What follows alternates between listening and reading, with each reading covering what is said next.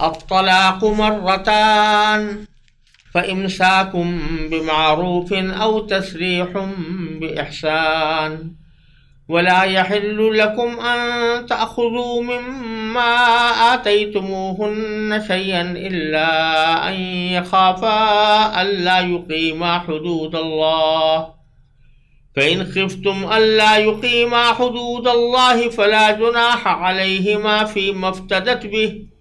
تلك حدود الله فلا تعتدوها ومن يتعد حدود الله فأولئك هم الظالمون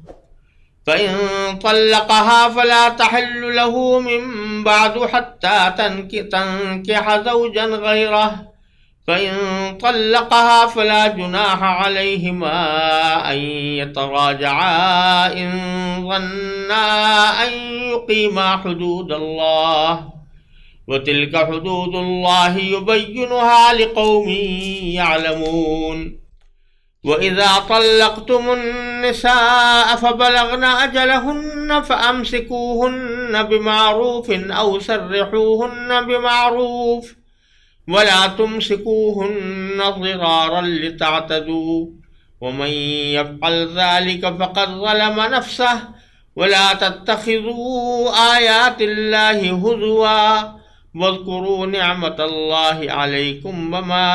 أنزل عليكم من الكتاب والحكمة يعظكم به واتقوا الله واعلموا أن الله بكل شيء عليم۔ طلاق زیادہ سے زیادہ 2 بار ہونی چاہیے۔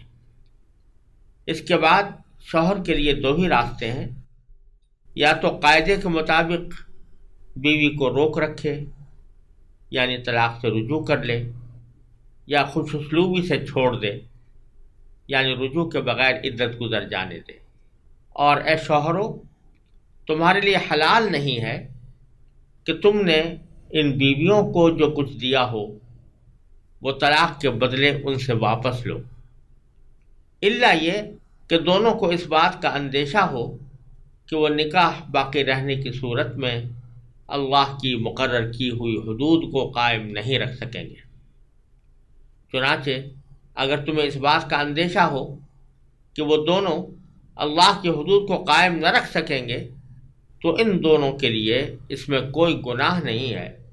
کہ عورت مالی معاوضہ دے کر علیحدگی حاصل کر لے۔ یہ اللہ کی مقرر کی ہوئی حدود ہے، لہذا ان سے تجاوز نہ کرو، اور جو لوگ اللہ کی حدود سے تجاوز کرتے ہیں وہ بڑے ظالم لوگ ہیں۔ پھر اگر شوہر تیسری طلاق دے دے تو وہ مطلقہ عورت اس کے لیے اس وقت تک حلال نہیں ہوگی جب تک وہ کسی اور شوہر سے نکاح نہ کرے۔ ہاں، اگر وہ دوسرا شوہر بھی اسے طلاق دے دے تو ان دونوں پر کوئی گناہ نہیں کہ وہ ایک دوسرے کے پاس نیا نکاح کر کے دوبارہ واپس آ جائیں، بشرطے کہ انہیں یہ غالب گمان ہو کہ اب وہ اللہ کی حدود قائم رکھیں گے، اور یہ سب اللہ کی حدود ہیں جو وہ ان لوگوں کے لیے واضح کر رہا ہے جو سمجھ رکھتے ہوں۔ اور جب تم نے عورتوں کو طلاق دے دی ہو اور وہ اپنی عدت کے قریب پہنچ جائیں تو یا تو ان کو بھلائی کے ساتھ اپنی زوجیت میں روک رکھو یا انہیں بھلائی کے ساتھ چھوڑ دو،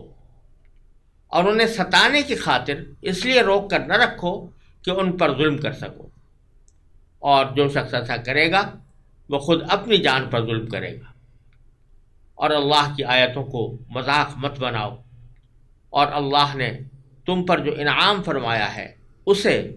اور تم پر جو کتاب اور حکمت کی باتیں تمہیں نصیحت کرنے کے لیے نازل کی ہیں انہیں یاد رکھو، اور اللہ سے ڈرتے رہو، اور جان رکھو کہ اللہ ہر چیز کو خوب جانتا ہے۔ ان آیات میں اللہ تبارک و تعالیٰ نے طلاق کے احکام قدر تفصیل کے ساتھ بیان فرمائے ہیں، اور جس پس منظر میں بیان فرمائے ہیں اس کو ذرا سمجھنا ان آیات کی عظیم حکمتوں کو سمجھنے کے لیے شاید ضروری ہوگا۔ قرآن کریم کے نزول سے پہلے جو مختلف معاشرے دنیا میں پائے جاتے تھے ان میں طلاق کے سلسلے میں بڑی افراط و تفریط کا مظاہرہ ہوتا تھا۔ ایک طرف عیسائی مذہب میں اصل مذہب کے احکام کے مطابق طلاق دینے کو بالکل حرام قرار دیا گیا تھا، اور ایک جملہ بائبل میں مذکور ہے جسے حضرت عیسیٰ علیہ السلام کی طرف منسوب کیا جاتا ہے کہ حضرت عیسیٰ علیہ السلام نے فرمایا کہ جس نے طلاق دی اس نے زنا کیا، جس کے معنی یہ ہے کہ جب ایک مرتبہ دو میاں بیوی نکاح کے رشتے میں بندھ گئے تو اب اس نکاح کے رشتے کو ختم کرنے کا کوئی راستہ نہیں، طلاق دینا بالکل حرام ہے۔ چنانچہ شروع عیسائیت کے زمانے میں اسی حکم پر عمل ہوتا تھا،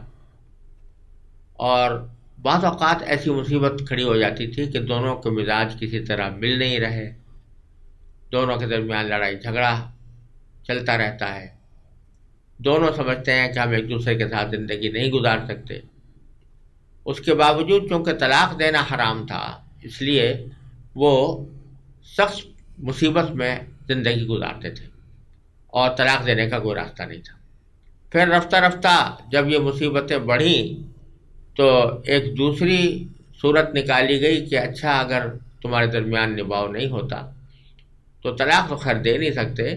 لیکن دونوں الگ الگ رہو، جس کو جسمانی افتراق کا قانون کہا جاتا تھا کہ جسمانی طور پر وہ ایک دوسرے سے الگ رہیں، اگرچہ رہیں نکاح کے اندر، لہذا نہ شوہر دوسرا نکاح کر سکتا ہے نہ بیوی دوسرا نکاح کر سکتی۔ یہ صورتحال بھی انتہائی سخت پریشانی لانے والی تھی، تو طلاق کے دروازے کو بالکلیہ بند کر دینا یہ بھی انسانیت کے لیے تکلیف دہ صورتحال تھی۔ دوسری طرف جاہلیت کے زمانے میں یہ طریقہ تھا عربوں کے ہاں کہ وہ طلاقوں کی کوئی حد ان کے یہاں مقرر نہیں تھی، وہ نہ صرف یہ کہ طلاق دینا جائز تھا شوہر کے لیے بلکہ اس کی کوئی حد بھی مقرر نہیں تھی۔ چنانچہ بہت سے شوہر اپنی بیویوں پر یہ ظلم ڈھاتے تھے کہ طلاق دی اور طلاق کے بعد جب چاہتے اس کو واپس لے لیا، اور کہنے لگے کہ ہم نے واپس لے لیا لہذا اب تم دوبارہ ہماری زوجیت میں آ گئی۔ پھر کسی موقع پر پھر طلاق دی، پھر واپس لے لیا، پھر طلاق دی، پھر واپس لے لیا، کوئی حد مقرر نہیں تھی۔ اگر 10 مرتبہ بھی طلاق دے دی ہو تو پھر شوہر کو حق ہوتا تھا کہ اس کو واپس لے لے اور اس کو اپنی زوجیت میں واپس لے آئے۔ نتیجہ یہ کہ عورت ہمیشہ کے لیے لٹکی رہتی تھی۔ تو قرآن کریم نے اللہ تبارک و تعالیٰ کے احکام اس طرح بیان فرمائے ہیں کہ جس میں افراط و تفریط سے بچتے ہوئے انسان طلاق کو استعمال کرے۔ پہلی بات تو یہ سمجھ لیجئے کہ قرآن کریم کے انداز سے اور اس کے الفاظ سے یہ بات واضح ہوتی ہے کہ جب نکاح کیا جاتا ہے تو یہ نکاح کسی وقتی جذبے کے تحت یا وقتی مصلحت کے تحت یا وقتی فائدہ حاصل کرنے کے لیے مشروع نہیں ہوا، بلکہ یہ ایک زندگی بھر کا سنجوگ ہے، زندگی بھر کا ایک معاہدہ ہے۔ اس لیے فرمایا وَأَخَذْنَا مِنْكُمْ مِيثَاقًا غَلِيظًا، عورتوں نے تم سے ایک بہت مضبوط عہد لیا ہے۔ تو یہ ایک دونوں کے درمیان ایک عہد ہے، ایک معاہدہ ہے کہ وہ ہم ایک ساتھ اکٹھی زندگی گزاریں گے۔ اس معاہدے کا لازمی نتیجہ یہ ہے کہ حتی الامکان اس معاہدے کو باقی رکھنے کی کوشش کی جائے اور اس کو توڑنے کی نوبت نہ آئے یا کم سے کم آئے۔ لہذا حدیث میں رسول کریم سرور دو عالم صلی اللہ علیہ وسلم کا یہ ارشاد منقول ہے کہ آپ نے فرمایا کہ ابغض المباح الی اللہ الطلاق، کہ جتنے مباحات ہیں دنیا میں ان میں سب سے زیادہ مبغوض اور ناپسندیدہ چیز طلاق ہے۔ لہذا چونکہ مبغوض ہے، پسندیدہ نہیں ہے، تو جب تک کہ بالکل ناگزیر حالات ایسے نہ ہو جائیں کہ دونوں کے درمیان نبھاؤ ممکن نہ ہو، اس وقت تک طلاق کا اقدام نہیں کرنا چاہیے۔ ایک بات۔ دوسری بات یہاں قرآن کریم نے یہ بتائی کہ طلاق ایسی چیز نہیں ہے کہ جس سے غصہ نکالنے کے لیے ایک ہی لمحے میں آدمی 3 طلاقیں دے کر رشتہ توڑ ٹاڑ کے ختم کر دے۔ بلکہ اس کا مناسب طریقہ قرآن کریم میں بتایا یہ ہے کہ طلاق زیادہ سے زیادہ 2 مرتبہ ہو، اور احادیث سے معلوم ہوتا ہے کہ اس میں بھی بہتر طریقہ یہ ہے کہ عورت کو ایسے طہر میں طلاق دی جائے جس میں اس کے ساتھ صحبت نہ کی۔ چنانچہ ایک تو حیض کی حالت میں طلاق دینا ناجائز ہے، اور ایک اس طہر میں کہ حیض سے فارغ ہو کر اگر عورت طہر میں آئی ہے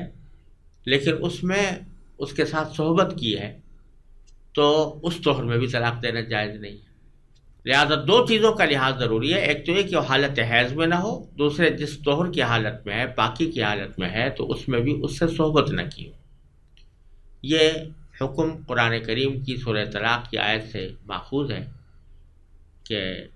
طلقوہن لعدتہن، اس کا یہی مفہوم کہ حیض میں طلاق نہ دو اور ایسے طہر میں طلاق نہ دو کہ جس میں اس سے صحبت کی ہو۔ اس کی ایک حکمت یہ بھی ہے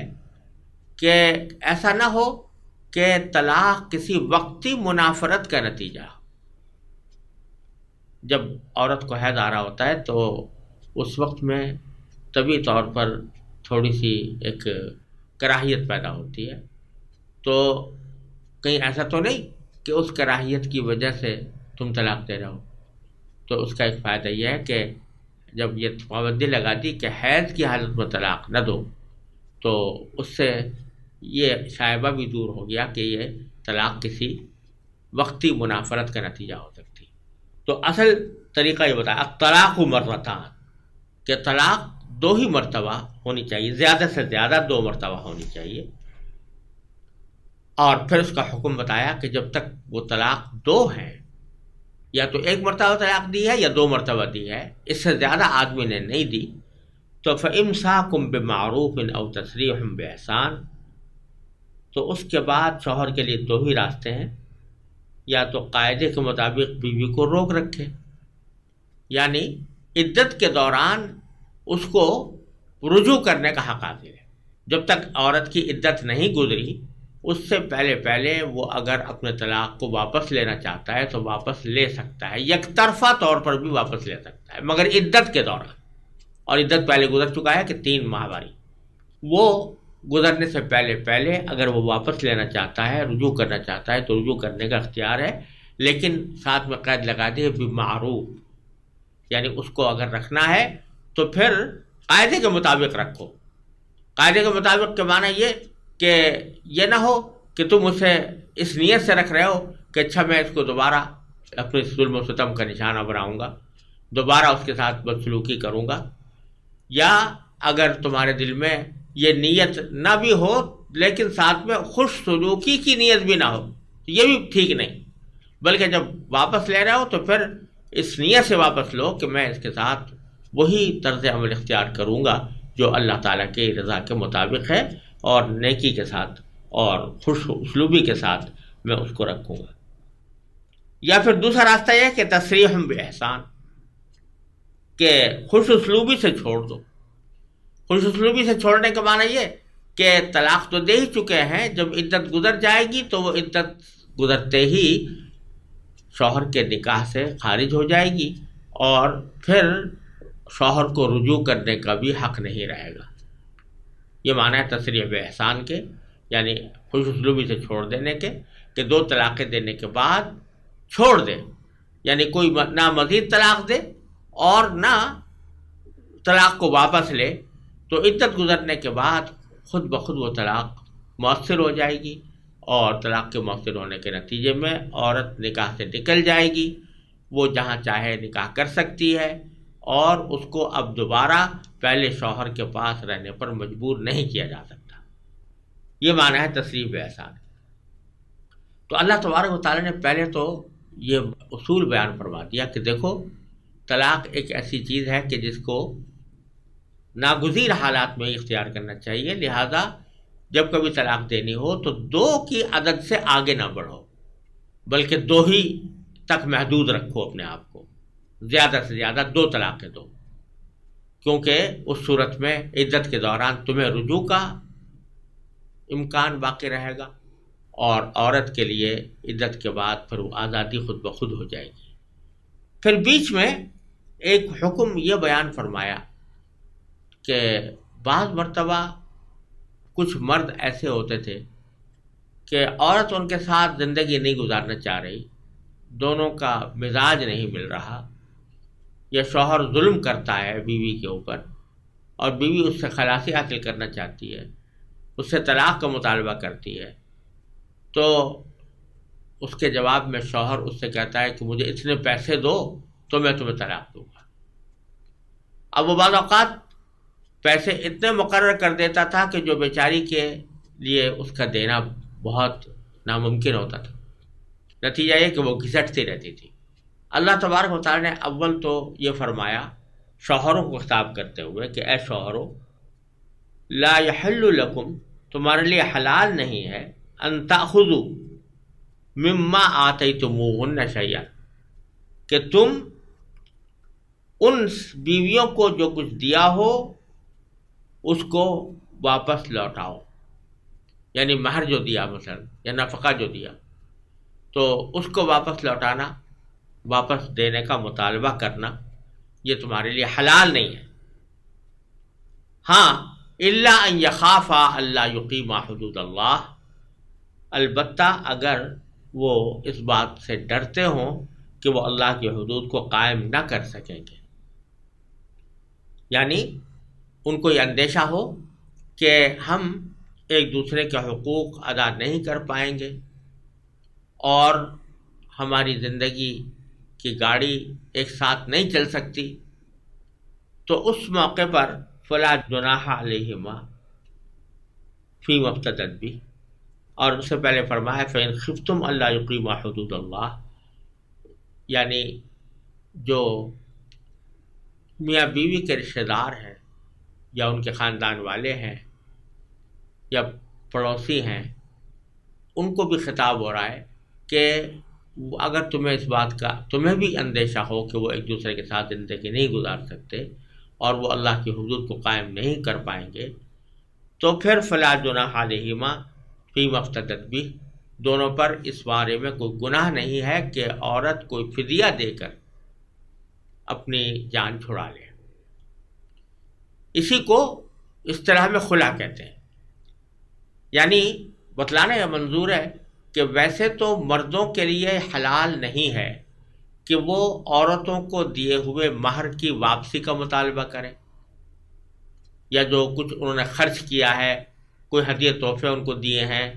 وہ واپس لینے کا مطالبہ کریں، یہ حلال نہیں۔ البتہ اگر اس بات کو دونوں سمجھ رہے ہوں کہ آگے گاڑی چل نہیں سکتی اور اللہ کی حدود قائم نہیں رہ سکتی، اللہ تعالی نے جس طرح میاں بیوی کو رہنے کا حکم دیا ہے اس طرح وہ رہنا ممکن نہیں ہے۔ اور اس میں ایک بات اور بھی پوشیدہ ہے کہ عورت کی طرف سے زیادتی ہو، مرد کی طرف سے زیادتی نہ ہو، جیسا کہ احادیث اور فقہ کے احکام کے تحت بیان کیا گیا ہے کہ اگر زیادتی شوہر کی طرف سے ہے تو پھر خلا کرنا بالکل جائز نہیں ہے شوہر کے لیے۔ ایسی صورت میں اس کو چاہیے کہ بغیر کسی معاوضے کے طلاق دے، بغیر کسی معاوضے کے بیوی کی گلو خلاصی کرے۔ لیکن اگر غلطی شوہر کی نہیں ہے اور پھر اس بات کا خیال ہے کہ دونوں اللہ کی حدود کو قائم نہیں رکھ سکیں گے، تو پھر اس صورت میں اگر بیوی پیشکش کرے کہ میں اتنا خلا دیتی ہوں تو پھر دونوں کو باہمی رضامندی سے اس خلا کو قبول کر لینے میں کوئی مضائقہ نہیں۔ اور بیچ میں جو خاندان والوں سے خطاب ہے کہ فإن خفتم اللہ یقیما حدود اللہ، تمہیں بھی جب اندیشہ ہو، اس سے بظاہر یوں لگ رہا ہے کہ خلا کا فیصلہ دونوں میاں بیوی محض اپنی تنہا رائے سے نہ کریں بلکہ خاندان والوں کو بھی بیچ میں ڈالیں، تاکہ وہ اس بات کا جائزہ لے سکیں کہ واقعی ان کے نبھاؤ ممکن ہے یا نہیں ہے،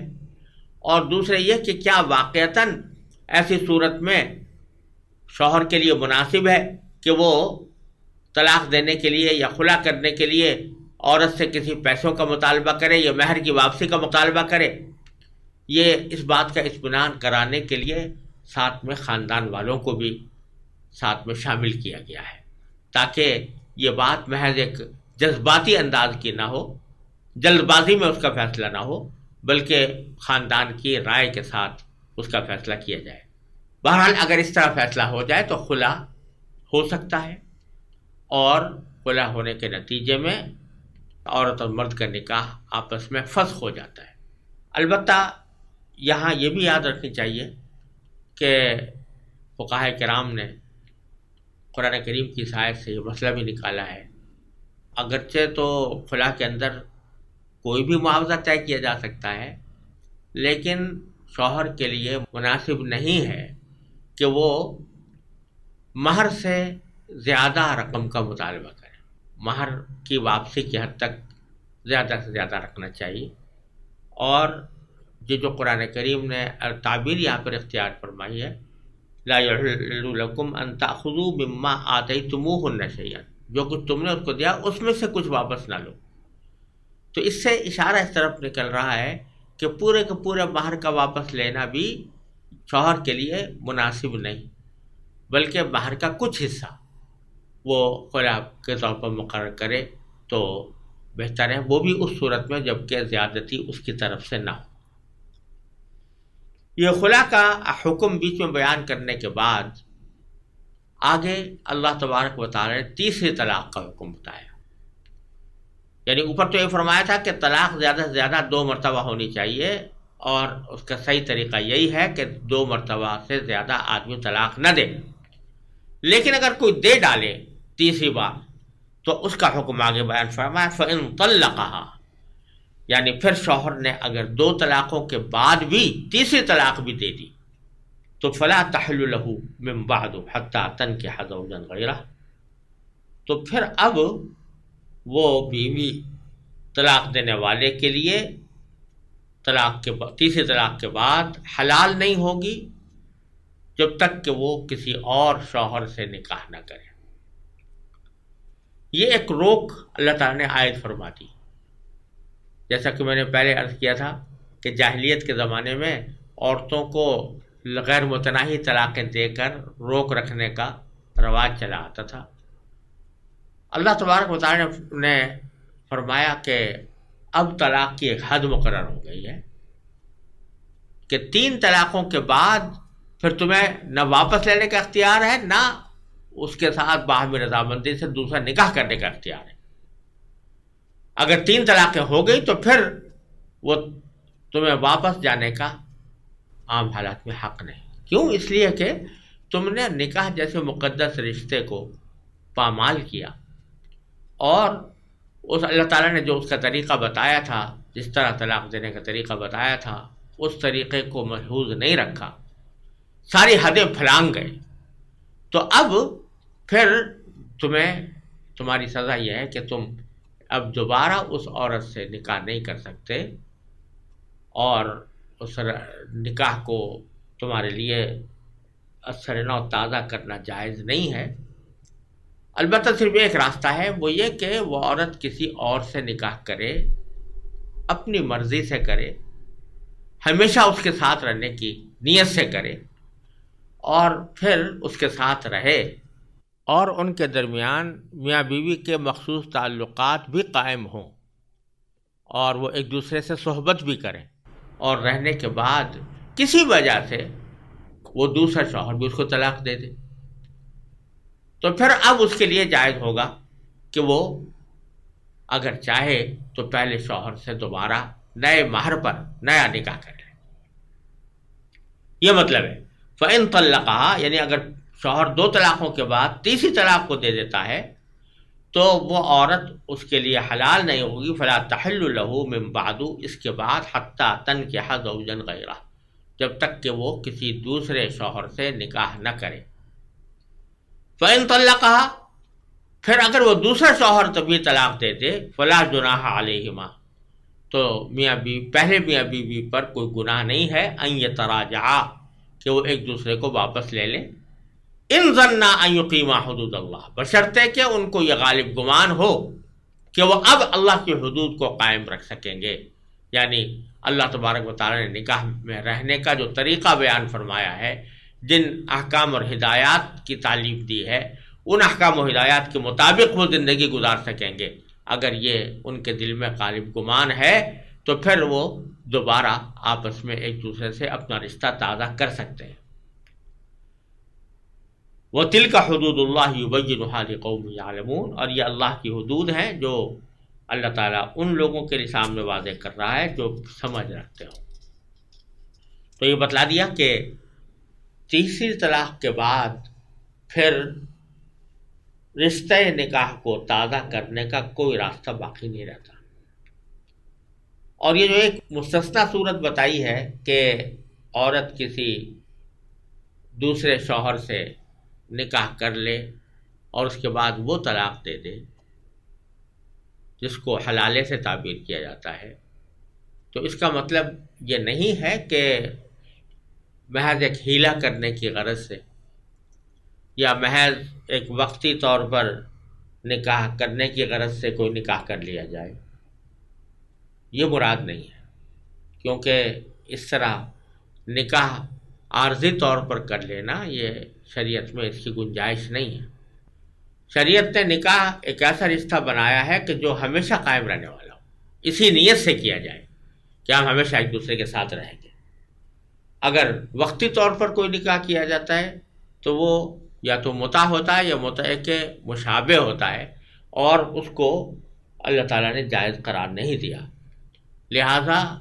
پہلے سے یہ نیت رکھنا یا شرط لگانا تو بالکل ہی ناجائز ہے، لیکن پہلے سے اگر نیت یہ ہو کہ ہم اس کو کچھ دیر کے بعد طلاق دے دیں گے اور پھر یہ دوبارہ اپنے شوہر کے لیے حلال ہو جائے گی، تو اس طرح کا کرنا یہ مناسب نہیں اور قرآن کریم کے منشا کے مطابق نہیں. قرآن کریم کا منشا یہ ہے کہ وہ خود سے کوئی باقاعدہ نکاح، ہمیشہ پائیدار رہنے والا نکاح کسی دوسرے شوہر سے کرے